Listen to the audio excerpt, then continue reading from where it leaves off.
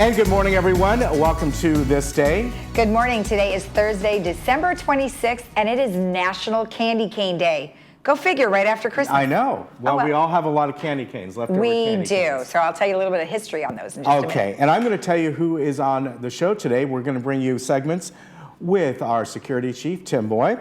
Also, Envision and the Jewelry Box up there in Lake Forest, LA Carpet, and the Ocean Institute, which you may not think about it this time of the year, but it's a fun time to enjoy the whole Dana Point Harbor. And oh, yeah. It's really a great time to go down. The lights are just beautiful, yeah. So make sure you get out there if you can. Okay, so National Candy Cane Day. In 1844, a recipe for a straight peppermint candy stick, which was white with colored stripes, was published. However, some stories tell of an all-white candy stick in a much earlier time. There are folklore tales of the origin of the candy cane. It has been mentioned in literature since 1866 and was first known to be mentioned in association with Christmas in 1874. Now we hang those on our Christmas tree. How about you? Yeah, and you know what I do? I put them in my coffee. What a great idea. Yeah, that sounds perfect. It really is, yeah. Well, I'll take pieces of the candy cane and I'll put it on the grounds before I make the coffee. The hot water hits the candy cane and it melts the peppermint flavor into the coffee. And you know, perfect if it's chilly. Oh, yummy. That sounds good. Yeah, wonderful. Really good. All right. Stay tuned and we'll come up with our first segment.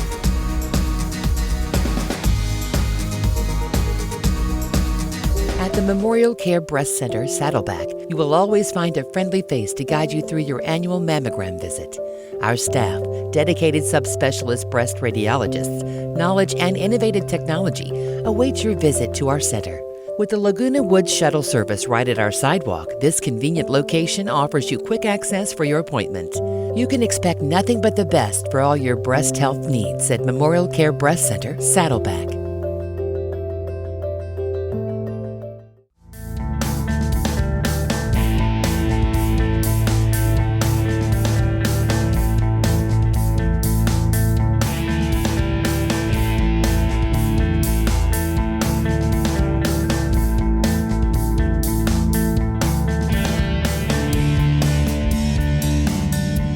Hi, I'm Tim Moy. I'm your Chief of Security for Laguna Woods Village. I'm with Ray Gross, who serves on the GRF board and is also the chairman of the traffic hearing, which convenes monthly. Hey, today we're talking about golf cart safety. We've got about 1,300 golf carts in the village, and you can see the one that's behind us now. But there's actually a difference between golf carts and golf cars, and there are two, and the Department of Motor Vehicles describes both very specifically. We'd like to cover a few safety tips when operating a golf cart, and this applies to both golf cart drivers and other residents because you're going to be sharing the road within the village. Since it's unique in this village, you have to understand when and where you can drive a golf cart. And remember, the speed limit is 15 miles an hour, and that's inside the village, not on the main street. Weight of less than 1,300 pounds, no license is required. Any non-resident operating a golf cart must be at least 16 years old and accompanied by a resident. Cannot be driven on roadway outside the village except crossing intersections. For a golf car, the maximum speed is 25 miles an hour. Its weight must be less than 3,000 pounds. A driver's license is required, and a golf cart is not allowed on the golf course.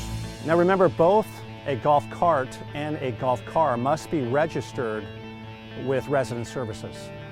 Each golf cart must now display a golf cart decal, and that will go on the left front windshield. If you're using shared electricity, for United, you will have the yellow, and for Third, the green, and that will go on the right rear bumper. Since golf carts share the road with other larger vehicles, such as delivery trucks, larger platform vehicles, it's very important to become a defensive driver and be aware of a few basic safety tips to ensure your safety. Many guests and non-residents can get a little turned around in the village, I think you all know that, and may be looking at street signs, cul-de-sacs, and addresses, and are not necessarily looking at the roadway. So when I use the term defensive driver, I'm emphasizing the need to be alert of your surroundings and assume that those on the road don't necessarily see you. A defensive driver will show extra caution, They will pause before entering an intersection, make eye contact if possible, and take turns slow. Since it's unique in this village, you have to understand when and where you can drive a golf cart. Just like driving in a vehicle, you must obey all posted signs, especially stop signs. Our traffic teams closely monitor the stop signs, and for good reason. We've got a load of vehicles, bicyclists, walkers, and of course golf carts are on the road. The maximum speed on private roadways is 25 miles per hour. Maximum speed in cul-de-sacs and driveways is 15 miles per hour. Talking on a cell phone while operating a golf cart is prohibited. Do not drive on sidewalks. Do not cut through on grassy areas. Yield to pedestrians. Outside the village, stay on designated sidewalks authorizing golf cart use. Do not drive golf carts on roadways unless crossing in an intersection controlled by traffic signals and crosswalks.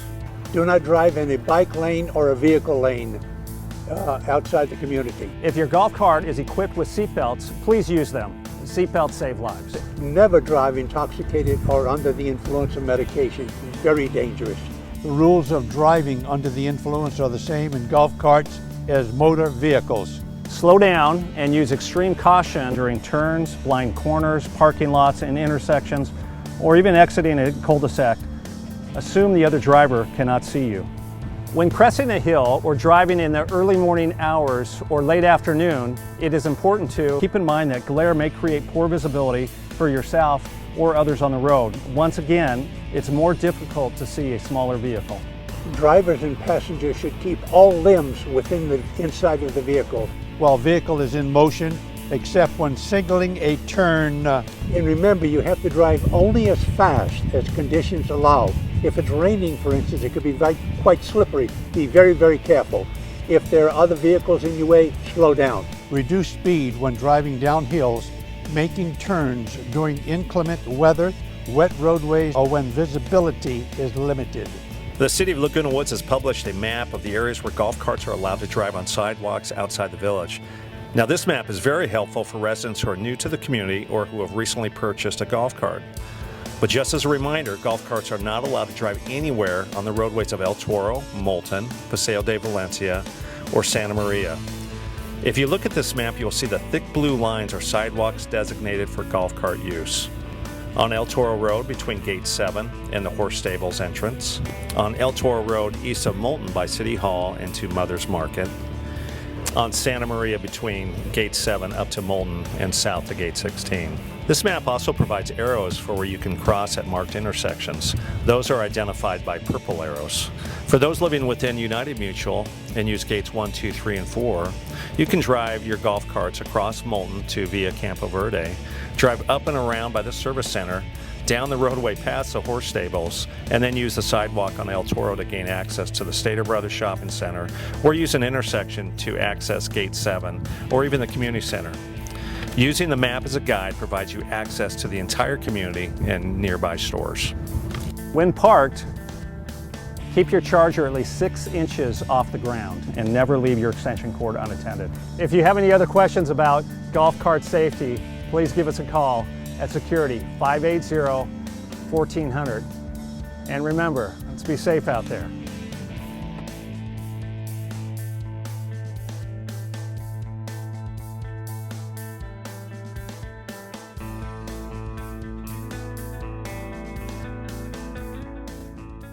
Did you know that the Laguna Hills Lodge was originally built as a place for relatives or friends to stay when they were visiting? In 1968, Laguna Woods' residents built the first 2 buildings of the lodge because they wanted a place close by for visitors to stay. Since then, the lodge has become the spare bedroom for the Laguna Woods' residents. The lodge has received the TripAdvisor Award of Excellence 8 years in a row. We invite you to stay in one of our recently remodeled garden rooms and take advantage of a special offer for Laguna Woods' residents, family, and friends.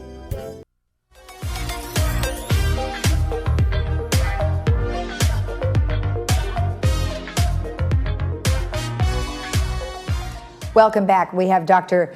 Raouf here, who is with Envision. Welcome. Thank you for being with us today. Thank you for having me. So dry eyes, I was talking to you earlier. I Yeah. suffer from dry eyes, and it seems to be quite popular. So It is. give me a background of what dry eyes actually is. Dry eyes is a big term that describes a lot of conditions that fall in between it that basically cause multiple symptoms. Usually people think of dry eye like you just feel like your eyes are burning, but it actually could be several symptoms. Burning, itching, redness of the eyes, excessive tearing could also be a symptom. And this is one that's usually confusing for people because they come in saying, my eyes are tearing a lot, and we diagnose them with dry eye and they think it doesn't make sense, and it is counterintuitive. Oh, But when wow. the eye gets really dry, it just reflects tears and it causes too many tears to fall down the cheek at the wrong time. Oh, interesting. A lot of people are impacted by this condition. Unfortunately, over 30 million Americans have some sort or some degree of dry eye.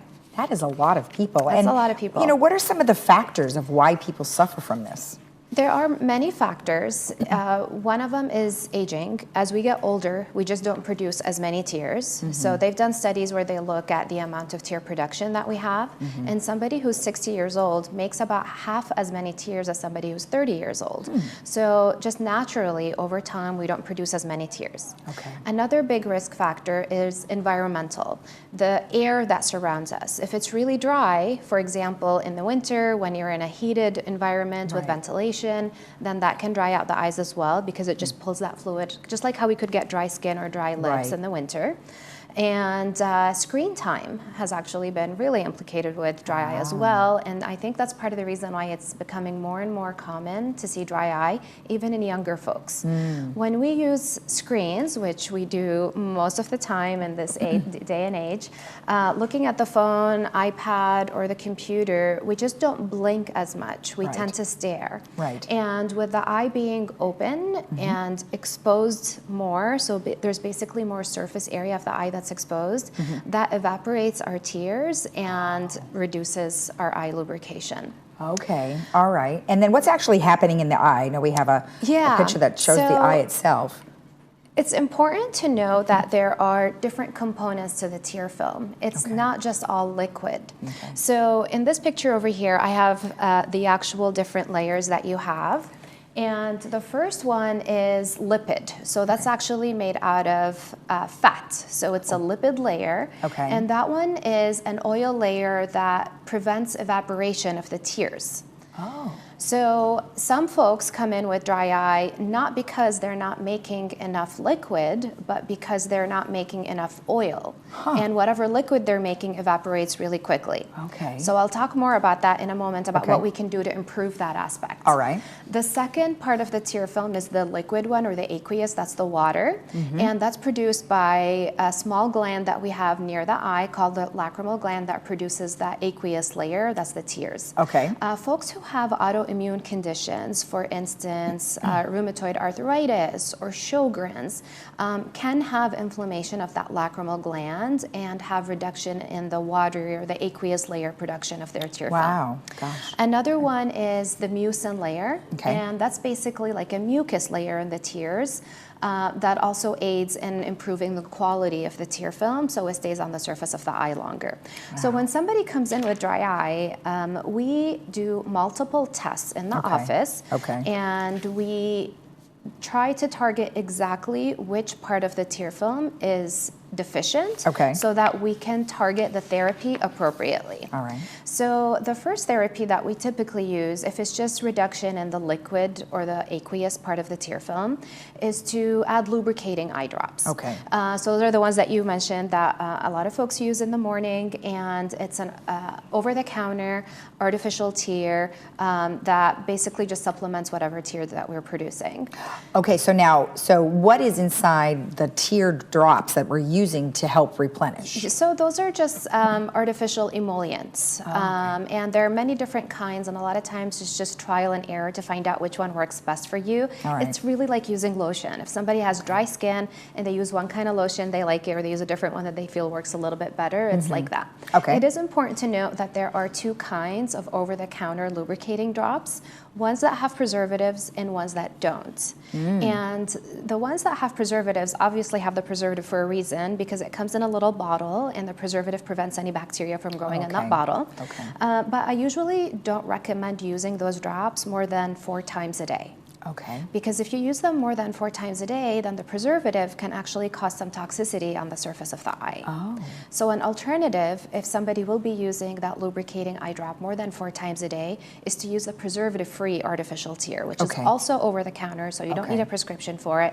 And it comes in these little individual use vials. Oh, yeah. So those are the ones that you crack open, use it once, and throw it away. Okay. Those don't have preservatives, and you can use them as often as you want, and they will not cause any preservative-related toxicity to the surface of the eye. Perfect. Another treatment that we do for dry eye is putting in punctal plugs. So right in the corner of our eyelid, we have a little opening. That opening drains our tears away into our nasal cavity, into our sinuses. All right. And I like to make the analogy of, think of the eye like it's a bathtub, and your tears are the water in that bathtub, and there's a drain at the bottom. And we can put a little plug in that in order to stop the fluid from running out of the eye. Okay. So there are a couple of different punctal plugs, and just based on the exam we'll determine which one would be better. There are ones made out of collagen, ones made out of silicone. The collagen ones dissolve after a few weeks, whereas the silicone ones stay there forever. And what would be the point of having one or the other? The silicone ones don't dissolve. Right. So if we know that somebody needs these plugs and they will need them long term, then we do the silicone ones. Whereas if we just want to trial them out and see if somebody will benefit from them, then we'll do the collagen. Okay, gotcha. Sometimes based on anatomy, if the silicone ones fall out of the patient's eyelid, then we'll do with the collagen ones because they go inside the actual tear duct. Okay. So that's a really good treatment because it basically just allows more fluid to stay on the surface of the eye. Right, okay. So both of those treatments that I talked about look at or improve the quantity of the tear film, not so much the quality. Okay. So I talked about the different components of the tear film. So there are some things that we can do to improve the quality. Right, okay. So also within the eyelid, just like how we have that little opening that drains away our tears, we have tiny oil glands. They're called meibomian glands. Okay. And those meibomian glands, there's about 20 to 30 of them in every eyelid. They're right by where the eyelashes are. Okay. Those produce oil throughout the day that improves the quality of the tear film. Okay. And those oil glands can get clogged. Just like how the pores on our face can get clogged, those oil glands can get clogged, and this is a really common condition.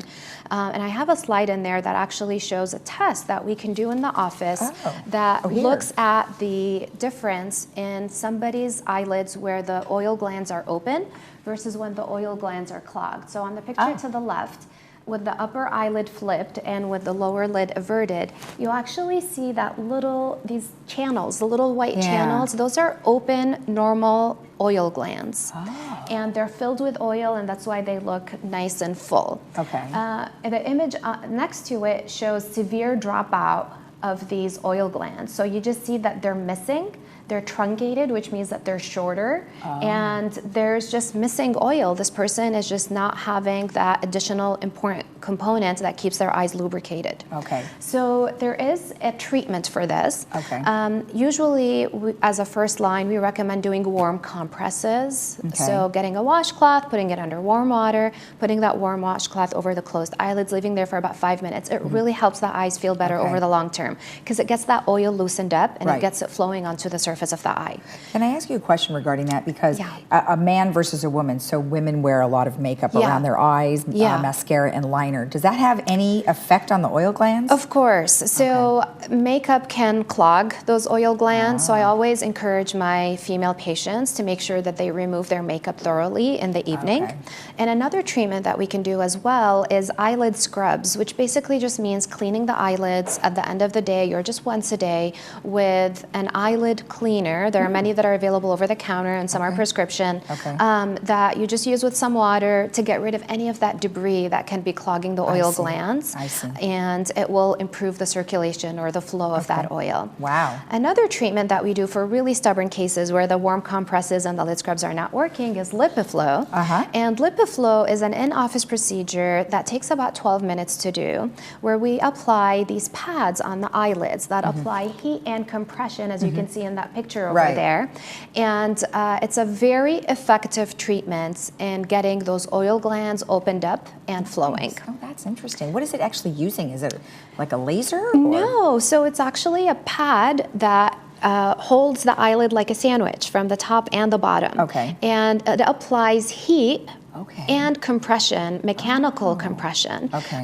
That kind of massages the eyelid. That's It's interesting. very, very effective, and it's painless. A lot of patients actually feel like it's therapeutic, and it makes them feel better right away, almost like getting a spa treatment. Okay. And it helps the oil glands start flowing. How often would somebody have to do that? Is it a one-time treatment or maybe a series of It treatments? varies. A lot of times it ends up being a series of treatments. Okay. So I have some patients that come in every 6 to 12 months to get LipiFlow done in order to keep their eyes comfortable. I always give them the analogy too of think of this like getting a thorough dental cleaning at the dentist office, but you still have to brush your teeth every day in order to maintain clean teeth. Okay. So every day you still have to do warm compresses, getting rid of the makeup, doing the lid scrubs in order to maintain opening of those oil glands. Okay, fantastic. Thank you so much for the information. If someone would like additional information, how should they get in contact with you? So schedule an appointment for a dry eye consultation. All And right. when you come in for that consultation, we will do multiple tests that will measure how much tears you make, the quality of that tear film, and a clinical exam in order to evaluate how dry the eyes are. And then we can come up with a treatment plan to what would be the best effective way to treat this. Awesome. Well, thank you so much for the information. I really like the ideas that you can go from over-the-counter to the last thing you mentioned, which is perfect. All right, Great. thank you. Thank you. Remember, if you want any additional information, you can always contact the number that was on the screen for Envision or speak to your ophthalmologist about the treatments that can be done. We'll be right back.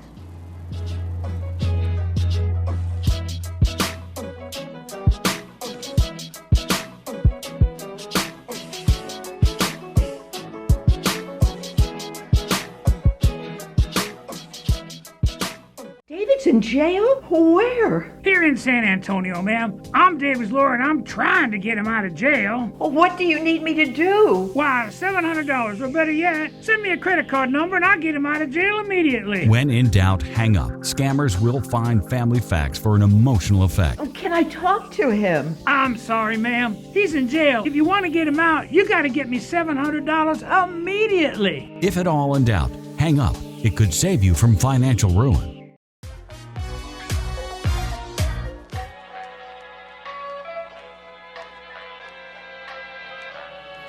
Welcome back. We have the jewelry box here, and you know that's one of my favorite subjects is jewelry, and we have Christine and Jack here. Well, welcome. Thank you for joining us again, and I know you have brought some lovely items, but before we get into that, award-winning. Nice. Well, tell me about it. Well, for our 9th straight year, we have been voted best in Orange County, best jewelry store in Orange County.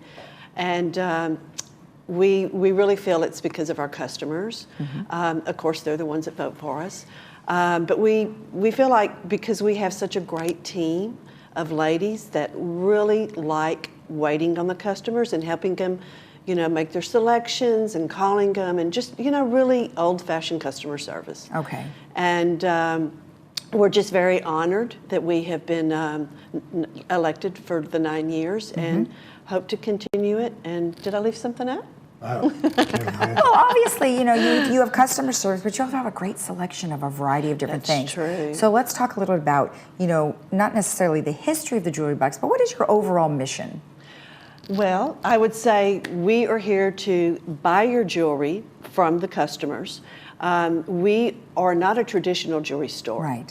We look for jewelry that people bring in to sell, and that's what is in our showcases. And most people don't even realize that our jewelry is pre-owned because it looks so nice. Oh, I know. I mean, some Like of the pieces, this that is- ring doesn't look anything like, I mean, Yeah, not can you that I believe would that? necessarily know the difference, but, you know, this ring is incredible.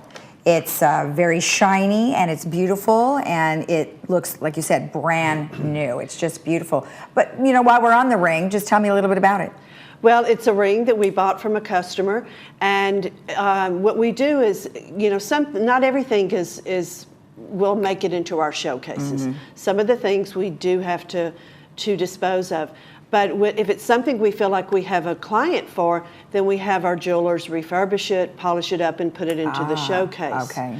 So we're always on the lookout and always on the hunt for items that we feel we can resell. Okay. So the customer gets money for what they're bringing in, and then we're able to give our clients a very fair deal on a piece of jewelry where they're not paying top retail dollar. Right. We can sell it for a lot less than you would find it in a jewelry store. Right. And the other thing is that you see these items, these are items you won't find in just a traditional jewelry store. Well, would you say that many of your items are vintage or just kind of across the board? We're not an estate store per se, although we do have a number of estate pieces. It's more about being pre-owned. Just to take this ladies' Rolex watch as an example, if you were to go and buy this new today, it's in the $4,500 to $5,000 category. Okay. This watch is 1998. Wow. And again, we keep a very small percentage of what we buy. Right. But that watch is then refurbished by our master watchmaker, polished. Okay. And we guarantee it for a year, just the way Rolex would if you bought it new. Right. Wow, you But do. there is a savings, that is often 50% or more over the price of the new version, same watch. Well, many of the watches that have the brand names, especially Rolex, do keep their value, correct? Oh, those do. Right. And then we also have the man's watch here. Tell me about that one. That's called an Oyster Perpetual. It has the date on it. That particular lady's does not, but the man's does. Right. That's a Jubilee. Yeah, It's called a Jubilee band, which is an upgraded Rolex bracelet that goes on that watch, and the fluted bezel. So very popular, classic. You can find one that's probably 40 years old that doesn't look much different from that one because they don't change their styles dramatically over the years. And that's what makes it a classic watch, and the demand is still very high for Rolex. Still there. Isn't that great? I mean, that's great. What would you say you're kind of looking for now? Anything in particular? Well, we look for we look for everything and anything, honestly, because people come in with boxes of treasure. Very often it's moms or grandmas. Sure. And we go through. Christine is, we say she makes Sophie's choice. Because she'll go through everything that we've purchased and she'll pick out the items that she feels can work in our showcase. And then the other items that we are not going to put in our store, we have channels to wholesale those to other jewelers around the country who might be interested in the styles that don't work for us, but do work for them. Oh, that's great. Yeah. So that's one advantage of selling to us over others, is that we don't just take everything we buy and throw it in the furnace. Right. Because if we can polish that item up, refurbish it, and resell it, then we can pay the customer more for the item they're selling us to begin with. Now, speaking of taking in items, you don't just take jewelry. I mean, you take sterling silver sets and some other things. Tell me about that. We did a lot of that, particularly from the village. Okay. Yes, we do. Go ahead. I'm sorry. We do sterling silver, flatware, and yes, what he was referring to is we do see a lot of people from the village. They have the sterling flatware, the trays, and the tea services, and their kids don't want this. Is that a shame? Do you think we should be carrying it on, or what? I mean, I'm just as much guilty as the other. We all are. Nobody wants to polish that. Nobody has places to store that in these days, and we just don't entertain like our parents did. So it's unfortunate. Some of the patterns we do have a venue to where they don't get melted. There are certain patterns that people overseas like this. So some of it doesn't get melted, but we're always looking for that. We buy coins, American coins, silver and gold coins. We just had a couple from the village that came in last night and sold us several gold coins.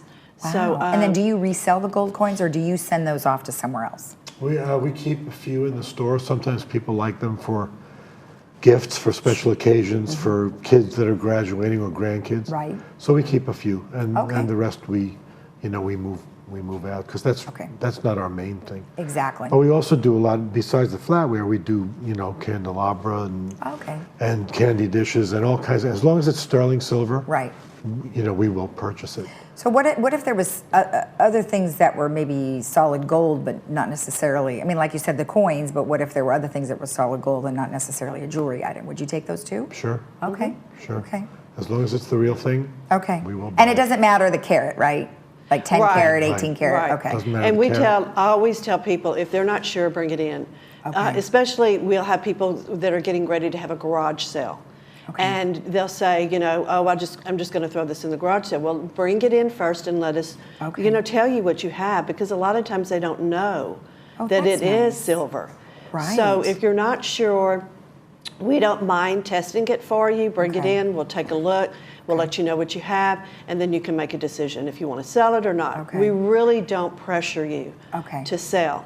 That's good. Sometimes people aren't ready. They haven't released that emotional attachment that they have to it. So we have to be careful about that. Well, even for jewelry too. I mean, I've got my mother's stuff, and I'm like, well, I'm not ready to do anything with it yet. So it's kind of like you said, emotional attachment. So, all right. Well, you have a special going on right now.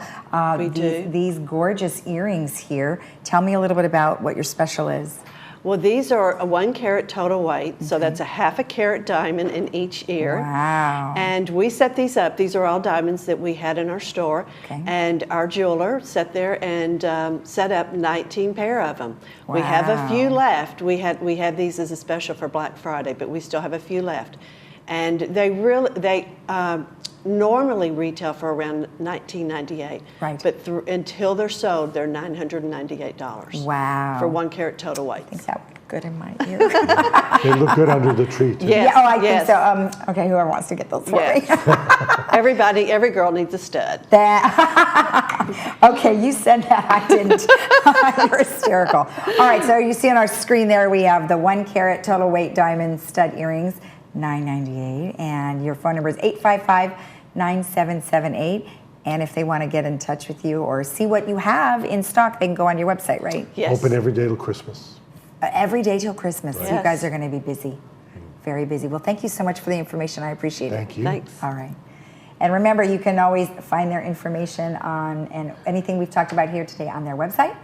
And we'll be right back, and I'll be taking this all home.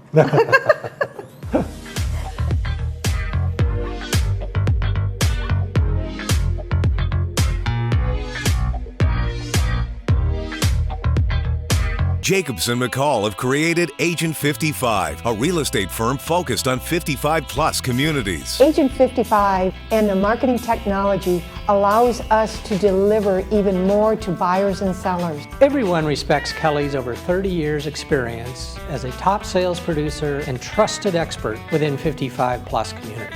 Agent 55 has great knowledge of Laguna Woods. Agent 55 offers something powerful and unique. We guarantee it. Ask us how.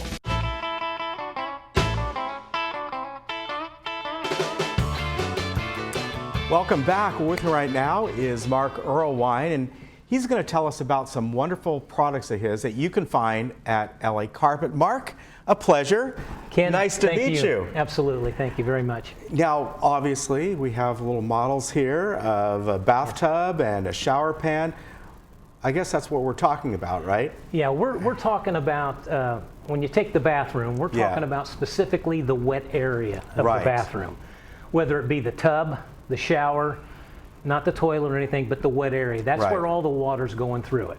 And that is the area, when you're looking at remodeling, is the most important to look at doing it correctly. Yeah. And you know, as we know that one of the most costliest things that you can remodel in your home is, of course, a kitchen or a bathroom. Absolutely. And you know, the importance behind especially a bathroom is having it done right with products that are quality products, and they're going to be sealed properly, no leaking. Right? Yeah, I always ask Ken, you and I were talking about this a little before this aired here, but what's the most expensive home improvement project you can do? And I always ask homeowners that. And they go, it's a kitchen or the bathroom. Well, no, it's actually the one you got to do again. Well, there you go. If you don't use the proper systems, materials, and the proper company or contractor to install it. Yeah. So, you know, do your homework. That's one of the things we're trying to do here, is do a little education. This new technology that's out there that's available through LA Carpet. But yeah, that's it. And the bathroom and the kitchen are without a doubt one of the best investments too, if done properly. You know, and it is, irregardless if you're thinking of staying at your home for years to come or you're going to resell it one day. it's something that you want to be proud of when it's done. You want to go in there and go, I'm happy to be in this space. And the two places that, you know, often you spend the most time in, and it's very important that it's something that is very pleasing to you. Oh my gosh, it's funny. You know, as bathrooms have become and they're projecting between 20 and 26, the #1 remodeling segment of the home that people are requesting. Oddly enough, it is one of the last rooms to get remodeled. And what people, you and I were talking, what people do is they'll take the shower curtain, they'll cover it up. No, I'll deal with that later. I'll deal with that mold and mildew later, that leaky faucet, I'll deal with that later. Yeah. And you know what we do is we say, no, we're going to get this done so fast, and you're going to be so proud of it. It's going to be so beautiful, and you're going to show this off. And oh, guess what? You're going to use it every day and enjoy it. That's the key. That's right. Now, tell us about your product here. We have you know, models of these, of course, a traditional step-in bath and, you know, a shower pan here. But what makes your products different and such high quality? Yeah, these are systems, and I call, a lot of people have different names for them. They say fiberglass, plastic, whatever. It's nothing like that. This is a high-tech polymer composite. And people go, what is a high-tech polymer composite? Basically, a composite is a layering of materials. Okay, through a process. We take ABS, which is the strongest strength to weight ratio construction material, period. That's 85% of the material. And it's used in underground water mains throughout the state of California. It's used in football helmets. It's used in car bumpers, space shuttle. We make it look like conventional materials, but we add these features. There's an advent of this new technology called 4K graphic imaging. You've seen it on TV. Yeah. You can go to any big shop and see a TV, and they go, oh my gosh, the definition is so incredible. Right.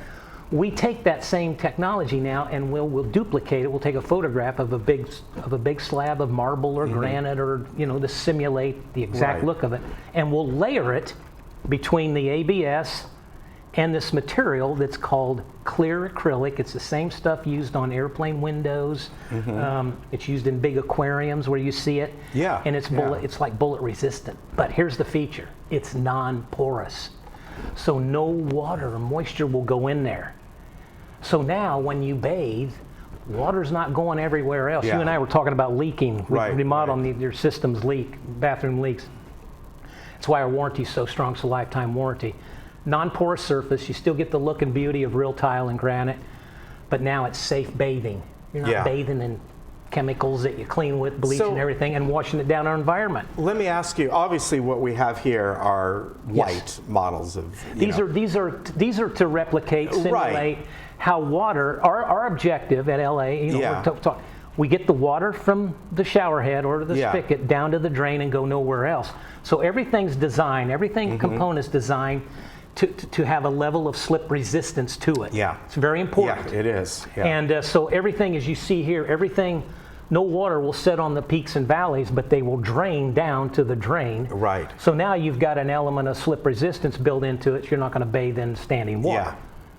Yeah. So that's the beauty of this. And from what you were saying, the graphics you can apply to this, it's not just white. You have all kinds of different. Oh yeah, different designs and colors. We do a study of what are the most popular granites being used now on kitchen countertops and bathroom walls or whatever, and then we replicate that. Yeah. And then we use it in this technology. And if somebody wants a color, just white or gray or whatever. Oddly enough, the lighter grays, the lights, and the whites are the most popular. But that's okay. No avocado green, is that coming back? No. You and I remember that. No, don't have that. We cover up a lot of avocado green. So how do you guys go in and do this in a couple days? Well, the beautiful part about it is when, say, for example, LA Carpet would come out, their design consultant would literally measure, from the stud to foundation. Okay. And then what they do is they take those dimensions and they go from the stud, and one of the things I always say at our top dealers, our top company like LA Carpet, they don't remodel the bathroom, they rebuild it from the foundation up, because the system we're putting in is designed to basically do that. Subtly expand and contract, but never break the seals. So those dimensions then get set back to the factory. Okay. So they come back absolutely to the fraction of an inch and they're designed to be put in efficiently on the job site, in the home, to the foundation within a day and a half. Wow. Yeah. So you're not without having a bathroom for weeks. Sometimes I've seen nightmare stories. I know it believe me, from experience with conventional materials. Yeah, Yeah. This is the whole system that's designed to be in and out and done efficiently. Yeah, and that's how you can do it for a quality product at a reasonable cost. Absolutely. Yeah. Absolutely. It's a great investment. Absolutely. Now, let's go back a little bit, because I think this is an important thing. Is it might be a little hard to see on camera, a little bit there. You can see it, the slip resistance that you might have be in able to here. look at the back side. Yeah, well, there. Where you there can see go. how Yeah. it's kind of then gets, Yeah, so it's the reverse of this on the inside. Correct. But the same. But you don't see it. Look, Yeah. it doesn't look like that, but it's designed This is so important. I don't care what age you're at. It's very important. Thank you. It's thanks, Ken. That's absolute fantastic point. People don't realize that's the most. I don't care what age you are. It's the most dangerous area of the home. Yeah. For a lot of reasons. One is there's water in there. Two is you're jumping over a tub to maybe get into something. We always say, hey, let's put in materials, they'll have the water drain, and let's put in strategically placed safety grab rails that don't have to look therapeutic. Right. And we have some designer rails now, the grab rails, that look so beautiful that we match all of the fixtures, and they look stunning. Yeah. And when you have that's them, a very good point. Oh, when you have them, you start using them, Yeah. you go, oh my gosh, why haven't I had these my whole life? You know? And you also, along with that, you can match up the type of fixtures you're putting in, all kinds of things. Absolutely. Right? Oil rub bronze to brush nickel's real popular right now. Yeah. Chrome it's kind of there. Yeah. But we even actually have gold now and actually black. Oh, okay. So some really cool stuff coming That up. is really neat. Yeah.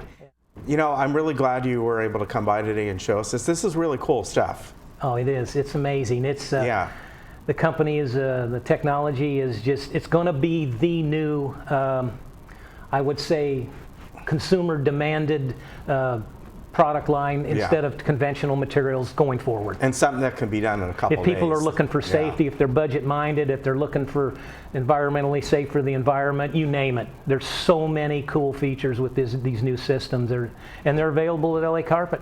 It's awesome. Yeah. Very good. Mark, Thanks, great to talk with you. Appreciate it. You take care. Absolutely. Thank you, sir. Yeah, cool stuff. You bet. All right, we'll be back.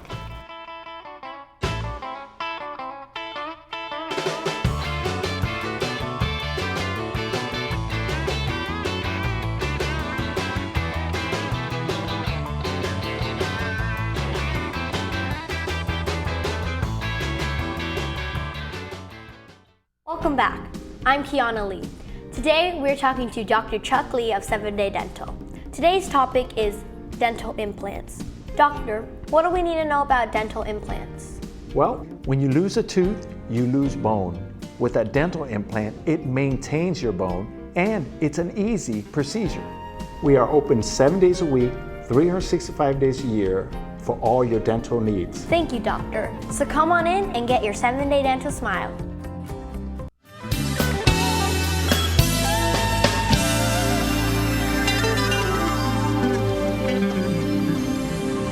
Welcome back. The Ocean Institute has wonderful programs for all ages, and today I have Allison and Andrea here who are going to talk to us a little bit about the volunteer program so everybody can get involved in one way or another. Well, welcome ladies, nice to meet you both. Thank you, nice to meet you too. So let's talk about the volunteer program just to kind of start us off. What does it entail?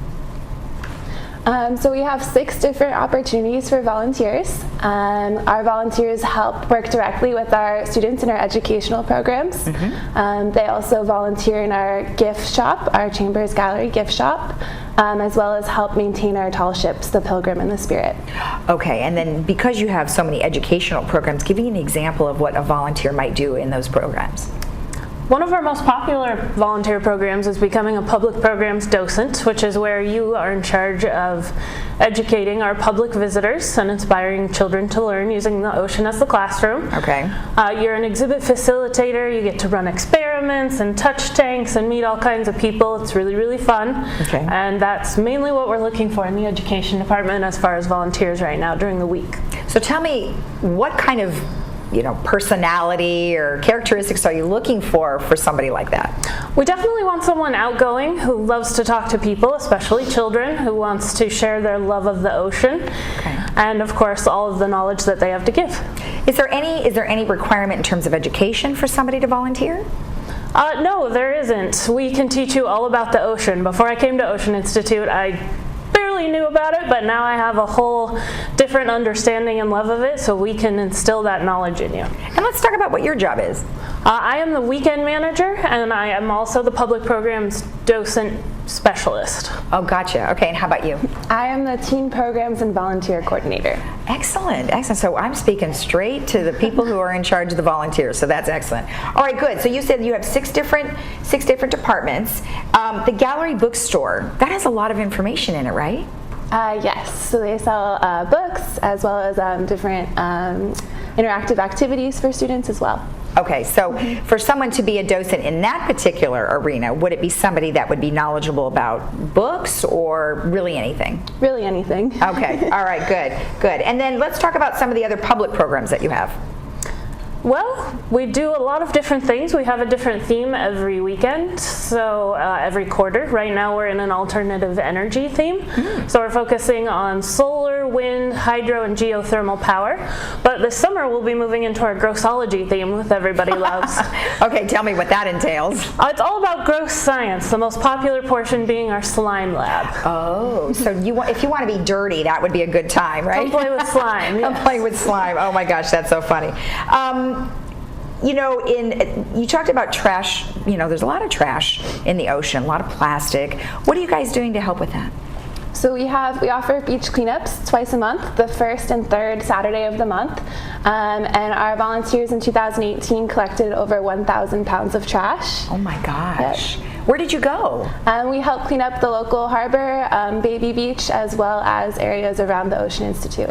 Oh, you did? Okay, great. Wow, that's a lot of trash. How many volunteers did you guys have? We usually have about 20 volunteers per beach cleanup. Okay, do you want more than 20? Yes. Yes, I would imagine, because 20 can't get too far if you're covering that large of a ground. There's been a lot of activity around the harbor. I mean, you guys, there's been different types of fun programs, and you had the Festival of Whales. How does the Ocean Institute participate with those? It really depends on the program. With Festival of Whales, we do something fun and different every year. This year we did our opera. The year before that we screened Sonic Sea. Okay. So it depends on the year with Festival of Whales, but we have all kinds of activities you can volunteer for. One of our most fun coming up is the Tall Ships Festival in September. Right, you mentioned that. Tell me what that's all about. Our Tall Ships Festival is basically a celebration of tall ships. It's a whole weekend long of our two tall ships, of course, the Brig Pilgrim and the Spirit of Dana Point, and we have 7 to 9 visiting ships. And when you volunteer, it all depends on if you're trained. If you're trained, you'll work in Ocean Institute with some 8,000 visitors. If not, you'll get a job that's just as fun, but around the tall ships and outside. Now, I think I heard that when you do this, people are dressed, like, to the occasion. Is that correct? Absolutely. If you're going to be a maritime education docent, you can dress for the part. I like it. I think that would be fun, don't you? I mean, you know, because you're doing it now. Okay. So if somebody wants to apply, what do they have to do? So they would want to visit our website, oceaninstitute.org, and on our website we have all of our volunteer roles. They would submit an application, we would interview them, and then we'd begin their training, and they'd be able to become volunteers with us. And the volunteer time frame is really like, it could be 4 hours, 8 hours. It's a varying thing? It'll vary per department, but usually we require about 8 hours a month. Oh, so it's not too much. You can always do more, of course. Exactly. Well, it sounds wonderful, and I'm glad you guys were able to come in and tell us all about it. Hopefully we have some folks in the audience who would really like to participate. I mean, it sounds great. How could you go wrong, especially over the summer? Yeah, we'd love to have them. All right. Is there anything else that you'd like to mention? Come down, volunteer with us, join our team and our family, and have a great time. Excellent. Thank you so much to both of you. Thank you. And remember, if you want to volunteer, you can go to oceaninstitute.org and look at all those happy faces. They're having a good time. We'll be right back.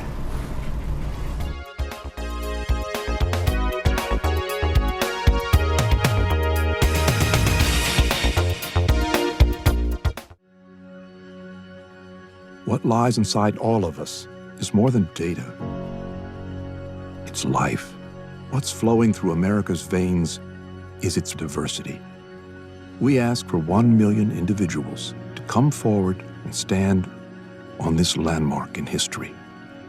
All of us are different, and it's those very differences that will lead to answers for generations to come.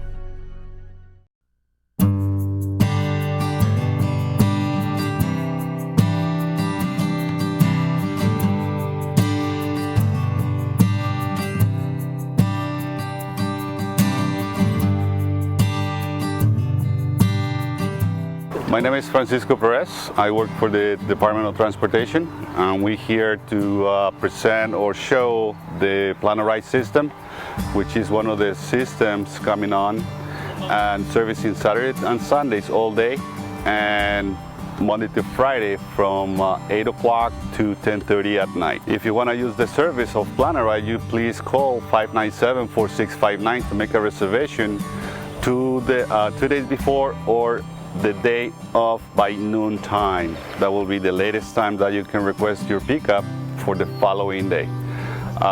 One of the topics that we like to discuss about is safety. So mainly we like to make sure for the safety of the residents to be seated until the bus stops from moving, and do not get off your seat until the driver tells you so, for your own personal safety and to avoid any accidents or falls on the bus or outside the bus. So one of the key points is the ramp. The main thing here is this ledge. People like to get off the bus and cut corners, and they can trip and fall. For their own safety, please, when you walk out of the bus, straight out and then go to your right or your left, whichever works, okay? That's one of the key points. The other key point is do not stand when the bus is in motion. Any pertinent request that you might have throughout the day, you want to get off the bus or you want to acknowledge the driver, please make sure you tell the driver when you go into the bus before he stops moving the vehicle. So that way he knows in advance where you need to get off or where would you like to be dropped off in whatever cul-de-sac request that you might have. The other topic is use the handrails.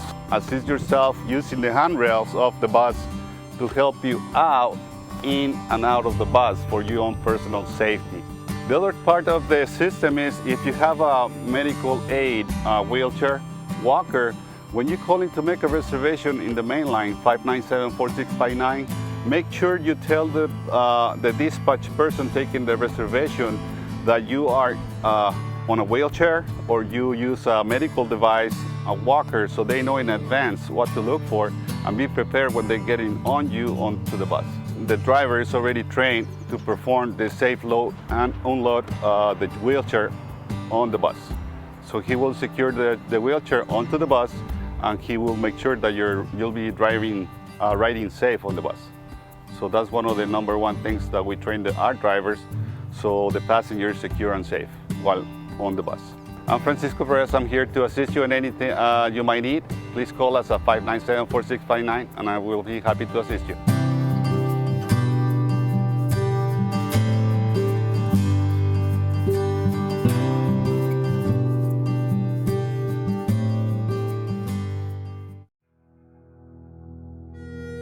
This isn't just a pastime. It's a passion. The thrill and camaraderie brought him joy. When his family wanted a special way to honor his memory, we knew the perfect way to say goodbye.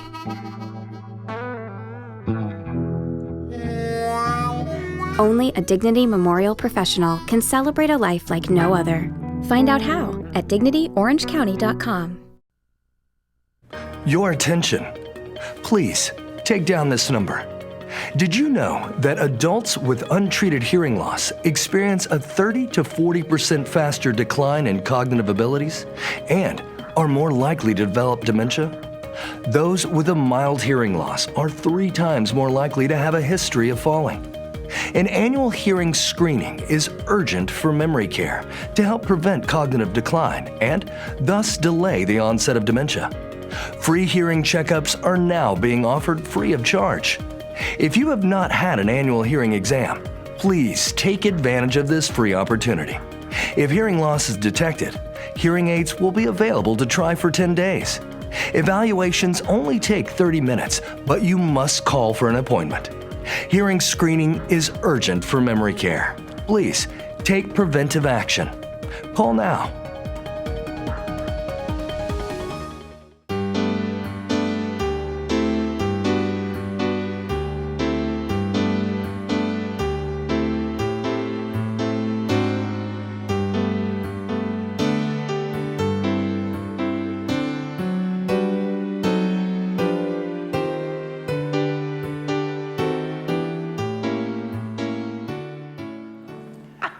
All right, well, thank you for watching today. I want to tell you about a couple good movies coming up. On Friday, we have a classic from 1949, believe it or not, with Robert Mitchum, and it's called Holiday Affair.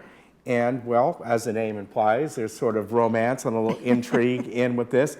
I don't recall seeing it. I certainly recall the name, so I'm sure many of you have seen it before, but that will come up Friday. And then Monday, how many people watched the wonderful series Downton Abbey on PBS?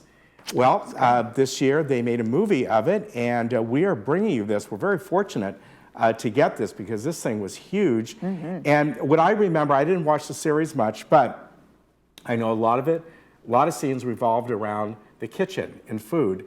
And I remember reading an article about it saying if you love to watch, what the food was back then, there's some great scenes in this movie. So that is coming up on Monday. And that's just, like I said, it just came out this year. I know, it was just out. Yeah, just so out. good movie. Awesome. You guys are very lucky to have such great movies. Yeah. Okay, so tomorrow we have Kaiser, a segment from Kaiser, a segment from OC Vector, Soka University, and Stuart Spencer will be here, as well as a segment from the OC Jury.